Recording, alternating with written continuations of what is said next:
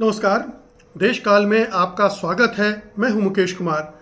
दोस्तों, पहलगाम का हमला कश्मीर की राजनीति में एक बड़ा मोड़ है, नया मोड़ है, क्योंकि पहली बार इस पैमाने पर टूरिस्ट पर हमला किया गया। 30 के करीब लोग मारे जा चुके हैं और ये संख्या बढ़ सकती है क्योंकि बहुत सारे लोग क्रिटिकली इंजर्ड हुए हैं। तो ये एक बड़ी घटना है। सवाल बड़ी घटना का तो है ही, और इसके रिपरकशंस क्या होंगे इसका भी है। क्या असरात हमें जम्मू कश्मीर में देखने को मिलेंगे, क्या अंतर्राष्ट्रीय जगत पर इसकी क्या प्रतिक्रिया होगी, और भारत सरकार किस तरह का फैसला करती है। इस घटना के बाद पाकिस्तान पर हमला करती है, सर्जिकल स्ट्राइक करती है, जो आतंकवादियों के कैंप हैं उनको नष्ट करने के लिए सीमा पार जा सकती है, पीओके को कब्जा करने का एक जो महत्वाकांक्षा रही है इस पार्टी में, बीजेपी में और संघ परिवार में, क्या वो उस हद तक जाएगी और ये खतरा मोल लेगी, ये जोखिम मोल लेगी कि एक फुल फ्लेजेड वार दोनों देशों के बीच छिड़ जाए। क्या दोनों देश इसे अफोर्ड कर सकते हैं? इस घटना के आधार पर इतनी बड़ी जंग छेड़ना क्या समझदारी होगी? ये सवाल इस पूरी घटना से खड़े हुए हैं। लेकिन आज हम इन सवालों पर बात करने के बजाय इस पर बात करना चाहते हैं कि आखिरकार इस हादसे के लिए, इस मास किलिंग के लिए, इतनी बड़ी संख्या में पर्यटकों की हत्या के लिए असल में कौन जिम्मेदार है?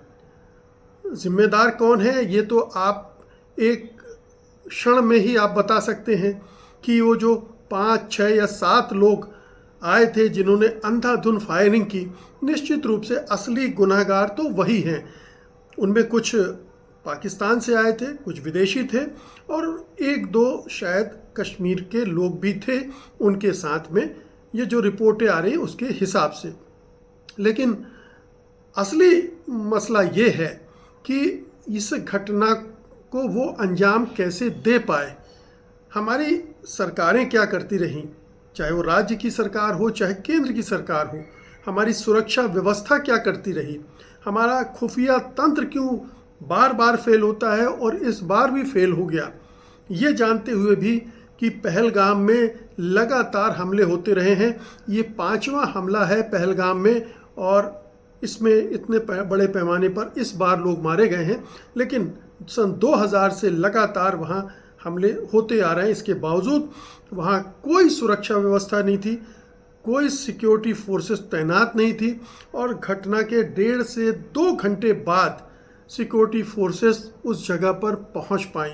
तो ये अपने आप में एक बड़ा सुरक्षा का फेलियर है, खुफिया एजेंसियों का फेलियर तो है ही, क्योंकि जिस राज्य में सबसे बड़ा खुफिया तंत्र भारत ने झोंक रखा है, सबसे बड़े पैमाने पर सुरक्षा बलों को तैनात कर रखा है, दुनिया में शायद कश्मीर घाटी ही है जहां सबसे ज़्यादा सैनिक तैनात किए गए हैं, ऐसी सूरत में ये विफल हो जाना, इस तरह का हत्याकांड हो जाना, निश्चित रूप से ये सरकार की नाकामी का संकेत है। और नाकामी से ज़्यादा उसकी जिम्मेदारी है, वो दोषी है, वो कटघरे में खड़ी है और इस सब में 3 लोग की सबसे प्रमुख भूमिका है। आप कह सकते हैं कि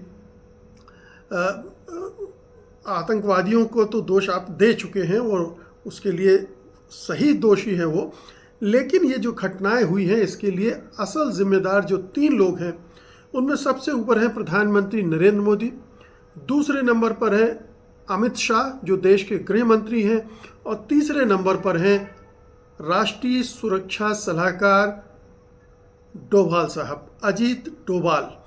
इन तीनों को इसके लिए जिम्मेदारी लेनी चाहिए। अब आप देखिए मोदी जी क्यों जिम्मेदार हैं, हमें एक एक करके इन तीनों की जिम्मेदारी किस तरह से बनती है उस पर बात करने जा रहा हूँ। मोदी जी की जिम्मेदारी उसी समय से बनने लगी थी जब उन्होंने नोटबंदी की थी और कहा था कि नोटबंदी से कश्मीर में आतंकवाद की कमर टूट जाएगी, क्योंकि वहाँ बहुत नकली नोट आते हैं और करप्शन है और तमाम चीज़ें उन्होंने गिनाई थी, लेकिन नोटबंदी का कोई असर नहीं हुआ और वो आतंकवाद उसी तरह से चलता रहा चलता रहा चलता रहा। दूसरा मामला लीजिए, सरकार ने तय किया धारा 370 को हटाने का, कि धारा 370 हटेगी और कश्मीर में अमन चैन आ जाएगा। वो जो आतंकवादी आज़ादी और तमाम तरह की बातें करते हैं वो सब धारा 370 की वजह से कर रहे हैं, और ये नहीं रहेगी तो न रहेगा बांस न बजेगी बांसुरी, ये उसकी थीसिस थी, ये उसका तर्क था। धारा 370 हट गई। उसके बाद क्या हुआ? क्या हमलों में कोई कमी आई? कोई कमी नहीं आई, बल्कि ये देखा जा रहा है कि हमले अब आतंकवादियों ने अपनी स्ट्रेटजी बदल के और पिन पॉइंटेड ढंग से करने शुरू कर दिए हैं। वो और ज़्यादा अपनी जो स्ट्रेटजी है उसको मांझ लिया है उन्होंने, वो पकड़ में ना आए। अब वो स्थानीय लोगों से उस तरह का सहयोग ही नहीं रख रहे हैं, वो अपने दम पर चीज़ें कर रहे हैं, ताकि मोबाइल फ़ोन्स का इस्तेमाल नहीं कर रहे हैं क्योंकि उससे आपकी लोकेशन ट्रेस हो सकती है। तो बिना मोबाइल फ़ोन के, बिना इस तरह की चीज़ों के, और ज़्यादा अच्छे से ट्रेंड, वेल ट्रेंड आतंकवादी आ रहे हैं और वो हमले कर रहे हैं। तो आतंकवादियों ने अपने को ज़्यादा इक्विप्ड किया है, ज़्यादा उन्होंने अपने आप को ट्रेंड किया है, और इस तरह की वारफेयर में वो सिक्योरिटी फोर्सेस पर भारी पड़ रहे हैं। अमित शाह तमाम तरह के दावे करते रहे हैं कि धारा 370 के लगने के बाद अब कश्मीर में अमन चैन कायम हो गया है। यहाँ से रिस्पॉन्सिबिलिटी प्रधानमंत्री मोदी की भी बनती है और हमारे गृह मंत्री अमित शाह की भी बनती है, क्योंकि बार बार उन्होंने इस बात को दोहराकर कि कश्मीर में नॉर्मलसी आ गई है, अब सब कुछ नॉर्मल हो गया है, अब आतंकवाद का कोई खतरा नहीं है और सब जो चाहे जहाँ चाहे जा सकता है, और इसीलिए पर्यटक भी इसी भुलावे में आ गए। ठीक है कि कुछ समय ये घटनाएं नहीं हुई तो पर्यटकों को भी लगा, देश के दूसरे हिस्से में रहने वालों को भी लगा कि कश्मीर में अब थोड़ा कमोबेश शांति आ रही है, और इस झांसे में, इस धोखे में वो कश्मीर में टूट पड़े, जाने लगे। और ये एक मौका बन गया आतंकवादियों के लिए कि एक जगह इतने सारे भारतीय मिल गए उन्हें जिन्हें वो मार सकते थे। हालांकि ये भी एक नया चेंज है उनकी स्ट्रेटजी में, क्योंकि अभी तक आतंकवादी टूरिस्ट्स पर हमला नहीं करते थे, उनको बख्शते थे, क्योंकि वो जानते हैं कि टूरिस्ट पर हमला करेंगे तो कश्मीर में और बड़ी व्यापक प्रतिक्रिया होगी, क्योंकि टूरिस्ट इंडस्ट्री पर लाखों लोग निर्भर करते हैं, तो वो टूरिस्ट को बख्श देते थे। लेकिन इस बार उन्होंने टूरिस्ट को ही निशाना बनाया, और जाहिर है कि टूरिस्ट को निशाना बनाने के पीछे उनके दो मकसद होंगे, या उनके जो आका हैं सीमा पार, उनके दो मकसद होंगे। एक तो ये कि ये जो नॉर्मलसी की बात की जा रही है उस अवधारणा को ध्वस्त कर दिया जाए, ऐसी नॉर्मलसी नहीं आई है, ये जो परसेप्शन बनाया गया है ये धोखा है। इस चीज़ को इस्टेब्लिश करने के लिए कश्मीर में, भारत में और अंतर्राष्ट्रीय जगत में ये एक उनका एजेंडे का एक लक्ष्य था। और दूसरा लक्ष्य ये था कि भारत के दूसरे हिस्सों में एक तरह का हिंदू मुसलमान का नरेटिव जो भारतीय जनता पार्टी संघ परिवार की तरफ से चलाया जा रहा है, जिसे मोदी सरकार और राज्यों में बीजेपी की सरकारें पाल पोस रही हैं, उसको कैसे और मजबूत किया जाए और उस बहाने कैसे हिंसा को भी बढ़ावा दिया जाए, नफरत और हिंसा दोनों में कैसे इजाफा किया जाए। तो पाकिस्तानी आकाओं की ये दूसरा उद्देश्य था। और इसीलिए ये जो खबरें आ रही हैं, हालांकि वो उनमें बहुत सारी खबरें विश्वसनीय नहीं हैं, लेकिन ये नैरेटिव तो चल पड़ा है कि कुछ लोगों से उनका धर्म पूछा गया था और फिर उनको गोली मारी गई थी। हालांकि ज़्यादातर लोगों ने इससे इनकार किया है, इक्का दुक्का लोगों ने ऐसी बात कही है। और एक जिन देवी का वीडियो देखा जा रहा है जिसमें वो शायद मुस्लिम ना होने की वजह से मार दिया, उसका इंटरप्रिटेशन उलट कर, स्पिन देते हुए, ट्विस्ट करते हुए ये दिया गया कि उससे बोला गया कि हिंदू अपना धर्म बताओ, नहीं था हिंदू इसलिए मार दिया। तो ये एक नरेटिव दक्षिणपंथ सांप्रदायिक ताकतें हमेशा कोशिश करती हैं इस तरह, और ये बीजेपी का एजेंडे में कश्मीर इसीलिए धारा 370 इसीलिए थी कि ये उसकी जो हिंदू मुसलमान की राजनीति उसको खाद पानी देता है। कश्मीर उसका एक बड़ा हिस्सा है। और अब इस अटैक के बाद वही नरेटिव को बनाने का और उसके आधार पर अपने वोट बैंक को मजबूत करने का एक खेल शुरू हो गया है। और इस खेल के लिए जाहिर है कि सब जिम्मेदार हैं, मोदी सरकार और उनका पूरा परिवार इसके लिए जिम्मेदार है। लेकिन मुद्दा ये है कि ये जो परसेप्शन बनाया गया, ये जो धोखा माया जाल बुना गया, उसमें सीधे साधे भारतीय फंस गए और वो कश्मीर पर टूट पड़े और ये इस तरह का हादसा उनके साथ घटित हो गया। एक दूसरी बात यह है अमित शाह की जो नाकामी है दूसरे स्तर पर, वो ये है कि उन्होंने सुरक्षा व्यवस्था को चाक चौबंद नहीं किया। अगर इतने सारे लोग देश भर से वहाँ जा रहे हैं तो एक तो आपने परसेप्शन बना दिया कि सब ठीक ठाक है, दूसरा आपने सुरक्षा का कोई इंतज़ाम नहीं किया। पहलगाम में एक भी सिक्योरिटी फोर्सेस वहाँ नहीं था। ये इसका क्या मतलब है? जबकि दुनिया जानती है कि कश्मीर घाटी में सबसे ज़्यादा सुरक्षा बल तैनात हैं पूरी दुनिया भर में, दुनिया भर के मुकाबले। फिर भी इतने पैमाने पर, और उस इलाके में 2000 के आसपास पर्यटक हर दिन इकट्ठे हो रहे हैं, जाते हैं 2000 के आसपास। तो ऐसे समय में ऐसी जगहों पर उसने कोई ख़ास इंतज़ाम नहीं किए कि कोई घटना घटेगी तो उसका रिस्पांस कैसे होगा। आतंकवादी आए, बड़े आराम से आए, 20 मिनट में उन्होंने अंधाधुंध गोलियां चलाईं और वापस भी लौट गए। उनका अभी तक अता पता नहीं है। हमारे सिक्योरिटी फोर्सेस उनका पता नहीं लगा पाई हैं, उनको पकड़ नहीं पाई हैं। आप समझ सकते हैं कि कश्मीर जैसी संवेदनशील जगह में भारत सरकार, गृह मंत्रालय और हमारे सुरक्षा सलाहकार जो कि जेम्स बॉन्ड 007 माने जाते हैं और सारे जासूसी के काम में वो महारत रखते हैं, ऐसा दावा किया जाता है, जिन्हें पिछले कई सालों से लगातार एक्सटेंशन पे एक्सटेंशन दिए जा रहे हैं।